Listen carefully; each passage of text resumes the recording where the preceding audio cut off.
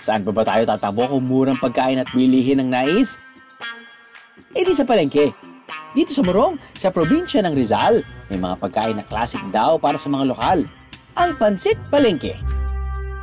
Rekta raw sa supot kung kainin yan. Pang-almusal sa umaga, gano'n. May sabaw po, tsaka yun ang parang pinakamurang pwedeng biling kaagad. Bata pa ako, yung ito na pinakakain ng nanay namin sa ano. Ulam namin sa kanin to. Abay, masubukan nga yan. Magkano po yung isang ganyan? 10 piso po. 10 piso lang yan. O sige po, paano nyo po ba kinakain? Pwede yung pasupsop. Pasupsop? Pag sanay kayo, pwede rin dito. Eh di doon tayo sa ano, sabi nila eh, kailangan act like a local daw. So, Yan. tapos kakainin yung plastic. Hindi po. Sisipsipin po natin. So, hindi naman ako madumi kumain. Minsan-minsan lang. Sipsipin niyo po. Yan. Okay po ba? Okay siya. Hindi mo na kailangan ng bowl. Para mabilis. Kasi Para ang mabilis. tao sa palengke, mabilis. Mabilisan lang po. Perfect daw itong i-partner sa bibingka nila. Partner. Parang kumain ka ng pancit canton tapos kanin. Ang sarap po ng ano nyo. Bibingka. Oo. Wow. Ayos. Kung sa pansit palengke, lumalabas ang pagiging praktikal ng mga taga Rizal. May isang putahe naman na nagpapakita ng kanilang pagiging mapamaraan. Ito ang sinigang sa bayabas at gata.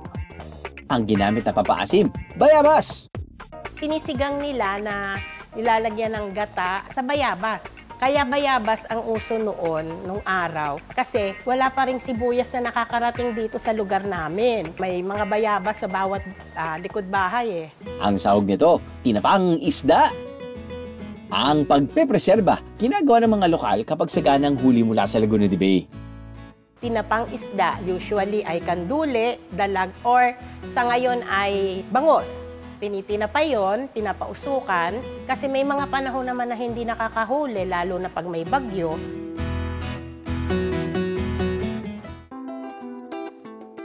Makukumpleto ba ang food trip kung walang dessert? May isang panghimagas na buhay pa rin sa loob ng ilang henerasyon. Ang puding ni Anding mula sa Morong, Rizal. Nung araw kasi, after the war, nung na-liberate na tayo ng mga Amerikano sa mga Hapon, maraming supply ng gatas galing Amerika. So, yung great-grandmother ko ay nag-imbento ng luto ng puding. Kasi ang puding naman kasi yung mga lumang tinapay sa bakeries, ano. Sa ngayon, imbis na tinatirang tinapay, bagong tinapay na raw ang gamit nila sa putahing ito. Tapos ay tinitimplahan niya ng gatas, itlog at butter.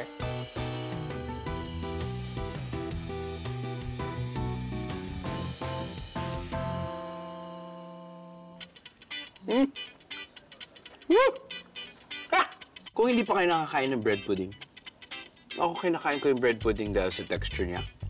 Hindi siya masyadong madamis.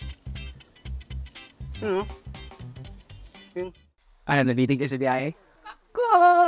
All you gotta do is just subscribe to the YouTube channel of GMA Public Affairs and you can just watch all the behind the show episodes all day, forever in your life. Let's go! Yeehaw!